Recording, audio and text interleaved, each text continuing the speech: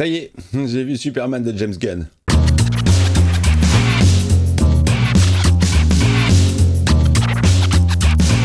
Salut tout le monde, c'est Miko, j'espère que vous êtes en forme, bienvenue sur la chaîne pour cette vidéo consacrée à Superman de James Gunn que j'ai vu en avant-première hier au Grand Rex. Alors j'étais pas dans la grande salle, il y avait deux séances. Une première séance dans la salle Infinite, qui est une salle beaucoup plus petite, plus neuve, avec des sièges plus confortables, sans l'ambiance, j'imagine, de la grande salle, de l'écran large. Et salle qui peut accueillir beaucoup plus de monde et en général c'est assez festif. Mais en tout cas c'était une bonne projection parce que c'était l'occasion de retrouver plein de copains youtubeurs que je connais en vrai ou pas. Évidemment je salue mon Captain Morpheus qui était présent. Grosse dédicace à Deviant Prod que j'avais jamais rencontré en chair et en os. On s'est pris dans les bras et franchement c'est cool quand voilà il y a des amitiés qui se créent un petit peu virtuelles et quand on arrive à se voir lors d'une occasion, c'est toujours sympathique. Je salue également Jarod, le coin de Jarod, la Ligue des Nakama. Je vous fais une bise les gars. Évidemment, on pouvait pas aller voir un film Superman sans qu'il soit là. Et j'ai failli oublier le poteau-jo, le pot-au-feu, Joseph que vous pouvez suivre sur YouTube, la chaîne du connard. Et Koreju, putain, alors j'ai vu Koreju les amis. Je sais pas pourquoi, dans mon inconscient, quand on voit les gens juste cadrés comme ça sur des vidéos YouTube, on n'imagine pas le reste du corps. Alors non pas qu'il ait une grosse bite, mais il est grand. Il est très très grand. Une dédicace à tous ces gens. Et puis des viewers aussi. Voilà, je fais une bise à Freddy007. Je fais une bise à Lidl Chenapan dont j'ai vu le vrai visage.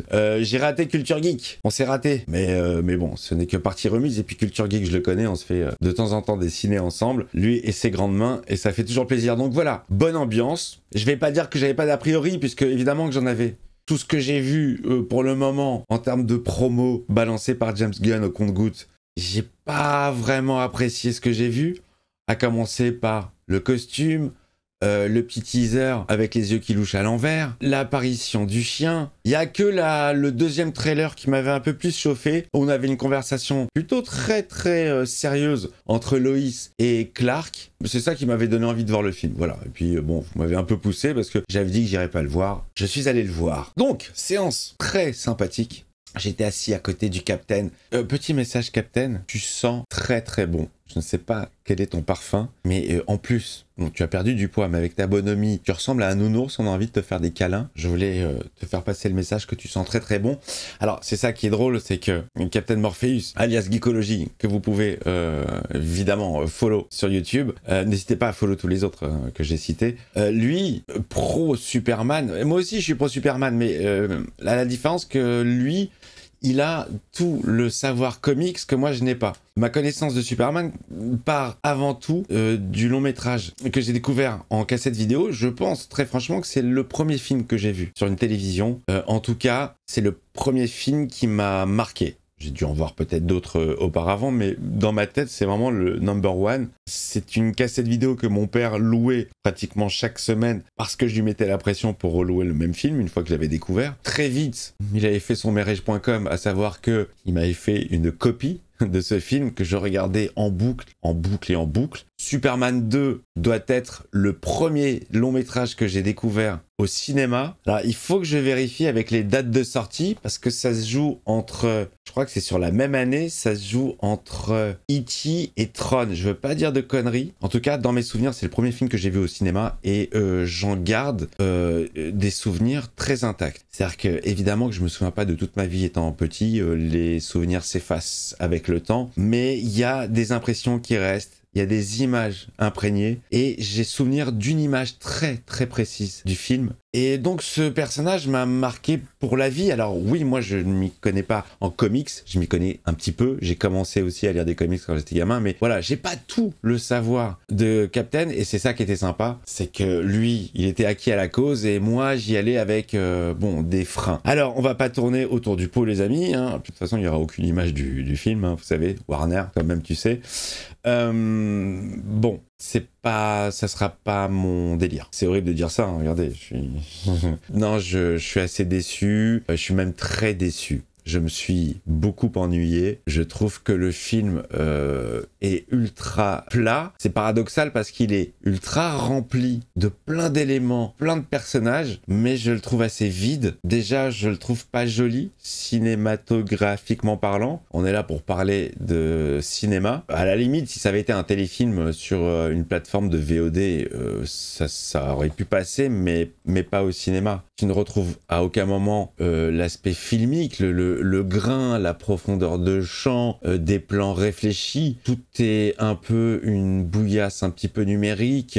J'ai plus eu l'impression de voir des très bonnes cinématiques de jeux vidéo, mais ton œil avisé sait que c'est du jeu vidéo, on n'est pas encore sur de la perfection. Et je trouve ça un petit peu lamentable qu'en 2025, et après avoir sorti des films de dingue, mais même qui datent d'il y a, je pense à Matrix 99, je pense à District 9, je crois que c'était 2009, des films ultra réalistes, c'est moche, tout est chum, tout est vulgose, à l'image de James Gunn. Bon voilà, si vous aimez le réalisateur, vous allez retrouver tous les éléments qui font sa sauce, y compris la vulgarité, y compris la familiarité. Ça, c'est des trucs qui m'ont sorti. Alors évidemment, je vous spoilerai rien du film. Je peux juste vous dire que à un moment donné, je m'attendais à un truc comme ça, hein, je vais pas vous cacher, mais je m'attendais peut-être pire. Je m'attendais à ce que, je ne sais pas, Superman pète pour décoller. Ça m'aurait pas étonné de James Gunn. On a quand même un coup de pied bien placé dans les burnes de Superman. On a un personnage ultra familier avec lui qui va le surnommer ma couille. C'est des choses qui m'ont choqué. Franchement, Superman, je sais pas, les Gardiens de la Galaxie, c'est une figure iconique, c'est le premier des super-héros. Tu peux pas le mettre à la sauce Gunn comme ça. T'es obligé de le respecter un minimum, et je trouve qu'il n'est pas respecté. Alors moi, j'ai vu le film en français.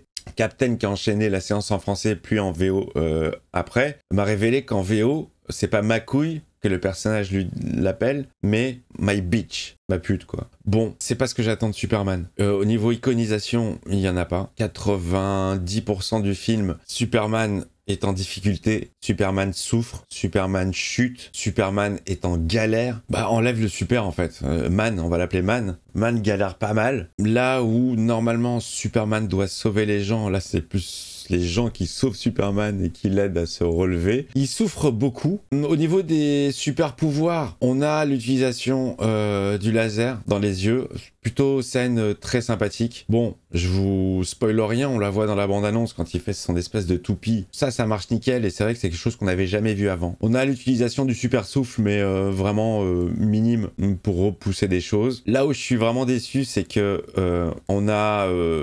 ouais, 85, voilà. On a autant de temps de présence de Superman qui souffre que de temps de présence de Superman. Clark Kent ne représentant qu'une infime partie du film. On ne joue pas sur sa dualité. Alors ça, c'est ce que je reprochais au film de Snyder. C'est qu'il se concentrait à mort sur Superman, mais Superman, c'est aussi Clark Kent. C'est une part très importante du film, de ses aventures, de sa vie. Il partage sa vie en deux. Et dans les films de Snyder, Clark, il était à peine survolé. C'était vraiment, vraiment dommage. Bon, et voilà, à la fin du Man of Steel, la petite scène de fin où il débarque au Daily Planet, mais c'est un aspect dommage qui n'a pas été... donc voilà, tout n'est pas parfait chez Snyder. Faut savoir que je suis pas du tout un pro Snyder. Moi, je suis un pro Donner. C'est encore plus vieux. Moi, je suis né en 76. Je suis un pro Donner. Mais ce qui est fou avec ce premier film, c'est que je me dis comment ça a pu exciter un gamin de 5 piges. Parce que oui, Superman est héroïque. Oui, Superman est crédible dans ses scènes de vol, dans ses scènes d'atterrissage, dans ses scènes de décollage. Oui, il a une élégance folle quand il vole, quand il virevolte. Mais c'est pas un film pour les gosses. C'est un film limite d'auteur. C'est un film dans lequel il se passe une bonne heure et demie, peut-être 1h20 avant de voir la transformation et avant de voir la première apparition de Superman. C'est un film plutôt adulte, mature, où vraiment ils ont essayé de faire l'anti-Batman des années 60. Batman qui était une série télévisée plutôt loufoque et what the fuck surtout, où ils avaient sorti un film dans le même ton. Et ce film-là voulait vraiment se démarquer du Batman des années 60 et proposer une version réaliste, crédible, mature. Et pour un gosse de 5 ans, bah moi j'ai kiffé. Hein. ça me dérangeait pas. Enfin, je kiffais tout autant la première partie où on voit Clark à Smallville. Il y a mais c'est vrai que les plans sont très très lents. On laisse le temps aux choses. Bon, après voilà, j'ai d'une génération, peut-être les films il y avait un autre rythme que de nos jours où c'est beaucoup plus cuté. Mais voilà, pour vous dire que enfant, j'ai kiffé un film d'adulte. Et maintenant, adulte, je n'ai pas kiffé ce film pour enfants. C'est clairement un film pour enfants. Tant mieux, hein. Enfin, je veux dire, si ça peut amener des gamins à connaître le personnage, c'est cool. Alors, là où il n'y a pas d'origine story de Superman, parce qu'on considère que tout le monde sait d'où il vient, comment il est arrivé sur notre planète, on l'a vu, revu, c'est comme Batman, c'est comme Spider-Man, avec toutes les adaptations qu'on a eues. On commence à savoir que les parents de Bruce Wayne sont morts à la sortie du cinéma avec les perles qui volent. On commence à comprendre que Oncle Ben, il est mort, il s'est sacrifié. Bon, on sait tout ça. Là, je suis d'accord. Il y avait nul besoin d'une origin story pour ce personnage. D'autant plus que dans le film, on commence avec un petit texte et on t'explique que ça fait 3 ans qu'il s'est révélé au monde. Ça fait 3 ans qu'il est actif. Donc un peu à la manière de Robert Pattinson dans Batman où il était en année 2, on peut dire que Superman est en année 3. Donc tout le monde est au courant de qui est Superman, ok. Mais quid des autres personnages? Si tu n'as pas lu les comics, si tu ne sais... Je ne sais pas. Je ne suis pas... j'ai jamais prétendu être le fan number 1 de Superman. Je suis un admirateur de ce personnage au travers des films. Bon, j'ai vu les séries également. J'ai pas vu la dernière en date, je la ferai peut-être sur la chaîne, Superman and Lois. Je suis un petit peu curieux quand même parce qu'on m'a dit beaucoup de bien et je fais un rejet sur les acteurs. Il faut que je passe outre le rejet sur les comédiens. Mais déjà dans Supergirl que je regardais, en tant que cousin Superman, non, j'aimais pas ni le costume, ni la cape, ni son faciès. Mais ça, c'est un problème de... voilà, ça passe ou ça passe pas. Est-ce que David Corenswet, ça le fait? Non, je trouve que ça le fait pas du tout. Je trouve à la limite plus crédible en Clark qu'en Superman. Donc, les origin story, moi, j'aurais bien voulu qu'on m'explique d'où viennent les autres personnages, parce que on est censé avoir un film centré sur Superman, mais non, on se sent obligé de ramener Hawk Girl, de ramener... il y en a toute une pelletée, on sait pas d'où ils viennent. Hawk Girl est très très très accessoire, on la voit que 2 fois, et alors elle pousse des cris quand elle attaque.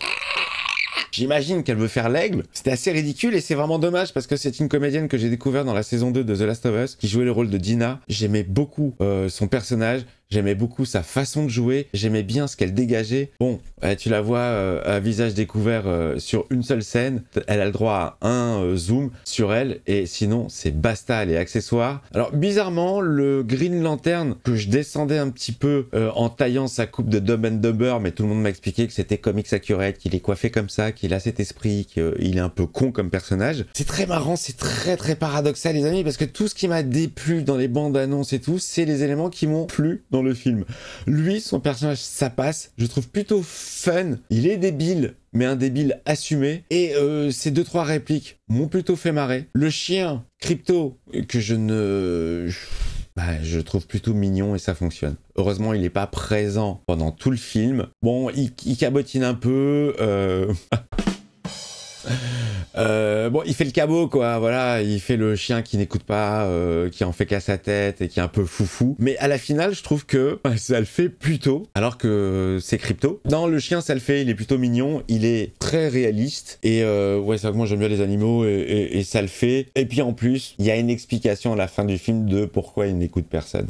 Ça, voilà, je trouvais ça plutôt sympathique. Alors que sur le papier, moi, le chien, j'en avais rien à foutre, quoi. Et vraiment rien à foutre, c'est pour vous dire. Les 2 personnages que je supportais le moins, c'est ceux que j'apprécie le plus. Lex Luthor en fait des caisses et des caisses et des caisses. C'est dommage, parce que l'acteur, moi, je le trouve bon, mais je sais pas, il a dû croiser soit la route de Palmade, mais trop excité, trop en forme. Et alors, Lex Luthor, les amis, qu'on va ne voir qu'enfermé dans des pièces, à donner des ordres aux potentiels ennemis qui peuvent en venir à bout de Superman, en leur communiquant les coups qu'ils doivent porter, sous forme de lettres et de chiffres. Donc ça donne du A1, F12, B53, W16. Donc on a bien compris que le A1 correspondait à une droite, une bonne droite dans la gueule de Superman. Voilà, donc on a une scène où il est là, A1, A1, A1, A1, comme un vieux toxico. T'avais l'impression que le mec était en train de jouer sa vie sur une bataille navale, quoi. C'est bon, gars, c'est bon. Tu l'as touché, mon porte-avions, tu l'as coulé, tu l'as explosé, t'as gagné. C'est bon. Bon voilà, tout un tas de personnages, je sais pas d'où ils viennent, on sait pas qui on sait, si on n'a pas lu les comics. Je pense que ceux qui sont férus de lecture, ils vont retrouver les éléments qu'ils ont kiffé ou pas, je ne sais pas. À vous de me dire, tiens, dans les commentaires, si vous êtes vraiment comics accurate et que vous êtes à fond, est-ce que vous avez retrouvé vraiment l'essence des personnages que vous avez lus? Après, c'est vrai que ça dépend des scénaristes, ça dépend des dessinateurs. Il y a tellement de versions, en fait, d'itérations de Superman, c'est compliqué de tout savoir, à moins de s'appeler Captain Morpheus, grand respect à lui, parce qu'il n'a pas la même grille de lecture que nous tous. Dédicace. Donc voilà, musique totalement oubliable, comment je peux dire ça, du thème de John Williams, et pourtant, thème réutilisé un peu à la va-vite, à des scènes qui n'en valent pas la peine, enfin au mauvais moment ou le mauvais instru. Le reste de la musique, j'en ai aucun souvenir. Et pour vous dire la vérité, les amis, ce film est en train de s'effacer de ma mémoire petit à petit. C'est-à-dire que j'essaye de me rappeler de choses, mais il y a tellement d'éléments, et c'est moche quoi, c'est vraiment moche. Tout est surex. Non, je suis pas un spécialiste de la colorimétrie. Non, mais je fais de la vidéo. Alors oui, certes, mes vidéos sont pas toutes très bien colorisées. Ouais, j'ai du mal à ce niveau-là. J'ai jamais 2 fois le même éclairage, suivant que je mette les néons en bleu, en rouge, en vert. Je vais être moi soit jaune, soit bleu, soit rouge. Donc ça, oui, je le concède. Mais je sais reconnaître quand même dans un film s'il y a du contraste ou si c'est explosé. Et là, c'est explosé. Tout est blanc, le ciel est blanc, il n'y a pas de nuages, on n'a pas de texture, on n'a pas de profondeur, on n'a pas de contraste. C'est une coquille vide. Voilà. Alors, je veux surtout pas qu'on se fâche. De toute façon, moi j'ai la chance, je sais pas si je suis le seul ou pas, parce que je vois beaucoup de youtubeurs qui se plaignent, j'ai quand même la chance d'avoir la plupart des viewers qui me laissent des commentaires, des gens intelligents, qui savent que le goût personnel n'est pas une science exacte. C'est pas un truc qu'on peut prouver mathématiquement comme 2 plus 2 ferait 4. Personne ne peut remettre en cause et en question que 2 plus 2 font 4. Mais un avis, c'est très personnel. Donc moi, je vous dis ce que j'ai ressenti. C'est pas pour autant qu'il faut m'insulter. J'en ai très peu, hein. Mais il y a encore des gens. Bon, je pense que c'est des gens qui sont acquis à une cause, qui se sont donné comme mission de porter un étendard du film. Et c'est bien, il faut des gens pour faire de la pub pour des films, pour les porter. Parce que les films sont faits pour qui? Ils sont faits pour les gens. Mais j'en connais, ça se voit tout de suite. Des gens qui connaissent pas la chaîne et en fait qui font le tour des avis qui ne sont pas les mêmes que les leurs et qui vont faire du copier-coller. Donc soyez plus intelligents. Dites-moi ce que vous avez apprécié dans le film, les moments, s'il y a un moment épique, s'il y a un moment vraiment, waouh, il y a une seule image, je me suis dit, cette image est épique. On l'avait vu dans la bande-annonce, cette image où tu as Superman en silhouette, en hauteur, avec de la fumée un peu partout. Voilà, c'est la seule image épique. Là où je suis très déçu, je vous parlais de l'aspect Clark Kent tout à l'heure, donc il n'y a aucune dualité, il n'y a pas de dualité entre les deux personnages. Il y a zéro transformation. Il y a zéro transformation de Clark Kent, de l'état de Clark Kent en Superman. Que ce soit par une porte dérobée, que ce soit par une ouverture de chemise, que ce soit par n'importe quel moyen, il n'y en a pas. T'as soit Clark, un petit peu, soit beaucoup Superman, en galère, qui souffre. J'ai envie de vous dire quelque part que je l'ai dit à Captain pendant la séance. J'ai dit, tu vois, c'est dommage. Ce que je vois là, t'aurais appelé ce film Superboy, ça n'aurait pas entaché l'aura de Superman et t'aurais pu comprendre les maladresses, les choix un petit peu hasardeux, le comportement, tout se serait expliqué et oui, Superboy avec son chien crypto, moi je l'aurais accepté. Pour après en faire évoluer et en faire un vrai Superman iconique qui nous donne de l'espoir, de la lumière. Non, là il m'a donné envie de dormir. Envie de dormir. J'ai beaucoup ri, hein. J'ai beaucoup ri, mais j'ai ri jaune, en fait. J'ai ri de choses que je voyais. Les meufs, elles sont...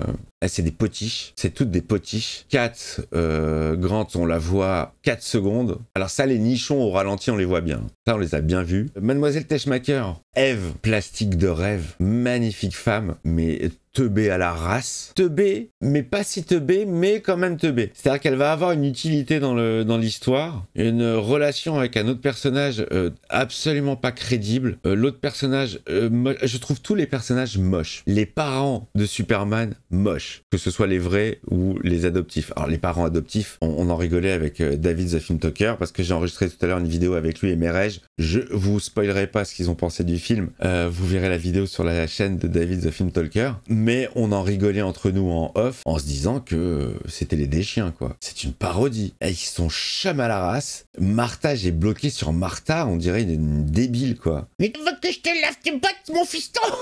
Enfin, ils les font bien passer pour des fermiers un peu bouseux, quoi. Genre Smallville, c'est une petite ville, donc ça doit être forcément un peu des teubés. Le père, il dégage rien. Moi, je sais que ce personnage, je l'ai déjà vu dans des films et dans X-Files. Le mec, il a un regard qui bouge de droite à gauche comme ça. Bon, voilà, il ferme tellement les yeux que tu vois même plus le regard. Je les trouve moches. Les vrais parents de Superman, ils ont pris Bradley Cooper pour faire l'Europe. Et ils ont pris, alors j'ai cru reconnaître l'une des prostituées de Westworld au saloon. Géraldine, elle s'appelait Grenadine, Clémentine. Elle s'appelait Clémentine, je crois, dans la série. Je crois l'avoir reconnue en mère de Superman, en Lara. Bon, voilà, les amis, très très longue vidéo. Putain, alors au compteur, on en est déjà à 27 minutes. Bon, évidemment que je vais couper, donc des passages. On sera sur du 20 minutes. Je crois que j'ai jamais autant parlé pour un film que j'ai vu au cinéma. Dire que j'avais des choses à dire. Mais moi, il ne restera pas dans mes mémoires. Mais je suis pas là en train de militer, en train de dire n'y allez pas. Allez-y, faites-vous votre propre idée. Allez-y avec vos enfants. Ça va être un chouette moment de partage. Et si vous avez kiffé, tant mieux. Et surtout, voilà, si vous avez kiffé, et si vous êtes spécialiste plus quand même en comics, dites-moi. Je suis curieux vraiment de savoir si les choses ont été respectées, s'il y a des personnages qui ont été dénaturés. J'ai envie de savoir tout ça. Voilà, écoutez, je pense que je vous ai tout dit. Je vais vous quitter. Je vais repartir dans mon univers de poche et disparaître à tout jamais dans une bouillie numérique, infâme, impersonnelle, vide, vulgaire, familière, vite fait oubliable. Encore une fois, elle n'est que mon avis, ok. Après, je vous cache pas qu'en CinéZ, la semaine dernière, on s'est fait Superman indien de 1980 avec un Superman assez fat, à moustache, avec 2 étoiles qui retiennent sa cape, en train de chanter toutes les 5 minutes. Oh, celui-là était un peu mieux quand même. À découvrir prochainement sur ma chaîne YouTube, CinéZ. Voilà les copains, je vous embrasse très fort. Restons unis, restons amis. Je resalue une fois de plus tous les potos youtubeurs, c'était un vrai kiff. Alors vraiment, on s'est croisés vite fait parce que je pouvais pas rester, j'avais une soirée techno, j'ai enchaîné avec une soirée techno hier. Qui est très sympathique d'ailleurs, DJ Chloé, très elle a mis le feu. Je fais une salutation à Pigman avec qui j'étais à cette soirée techno. Voilà les copains. Bon, bah écoutez, c'est beau, j'ai tenu longtemps, sans images du film. Si vous voulez des images, allez les voir sur YouTube ou allez voir le film au cinéma. En revanche, je pense qu'il va marcher. Hein. Il va marcher, je pense que... C'est-à-dire que ces derniers temps, on est tellement habitués à un peu de la merde cinématographiquement que ça passe, quoi. Ça passe dans de l'eau, mais je vous jure qu'à la limite, je préfère Flash. À la limite, je préfère l'humour de Flash, qui est pas très fin, mais qui est moins grossier, moins familier. Voilà. On arrive même à réévaluer Superman Returns, qui pour moi est un peu une escroquerie, mais bon, je sens que c'était plus un hommage, mais un coup raté. Voilà, bon, moi j'aime toujours autant le personnage, et ce que je kiffe, c'est qu'il y en a pour tout le monde. Vous voulez du Superman sérieux, adulte, vous avez les films de Snyder, vous avez le film de Donner. Vous voulez du Superman coloré, vous avez celui de Gunn. Vous voulez du Superman kitsch à souhait, vous avez Superman 4, vous avez les séries Superboy. Vous voulez du Superman humoristique, vous avez Superman 3. Vous voulez une série sérieuse, vous avez Smallville. Vous voulez une série beaucoup plus légère, vous avez Lois and Clark. Il y en a pour tous les goûts. Ce film-là n'effacera jamais ceux d'avant, et les films d'après n'effaceront pas ce film-là, malheureusement. Je vous embrasse. Allez, gros bisous, le pouce sous la vidéo, pas d'animosité. Vous me dites vraiment avec le cœur ce que vous avez trouvé bien. Si vous l'avez pas aimé, chaque point, vous me détaillez. Je veux tout savoir. Je suis curieux. Je veux partager avec vous. Je veux communiquer avec vous. Et dehors les rageux. Et maintenant je préviens s'il y a vraiment des trucs agressifs et tout gratuitement, alors que je ne donne que mon avis et que libre à vous de le voir ou pas. C'est-à-dire que si tu viens sur ma vidéo et que dès les premiers mots tu sens que tu vas pas être d'accord avec moi, mais que tu restes et que tu te montes la tête tout seul, et ça sert à rien. Franchement, ça sert à rien. Je m'en bats les couilles. Moi, ma vie continue. J'irai voir d'autres films et je dirai toujours ce que je pense, franchement, de ce que je vois. Voilà, sans mentir, sans putaclic, buzz, je sais pas quoi. Moi, je suis pas là pour ça. Si vous voyez mes vidéos, vous voyez que je suis quelqu'un de nature et je réagis naturellement. Et c'est peut-être aussi pour ça que vous appréciez mes vidéos. Je vous embrasse. À très vite.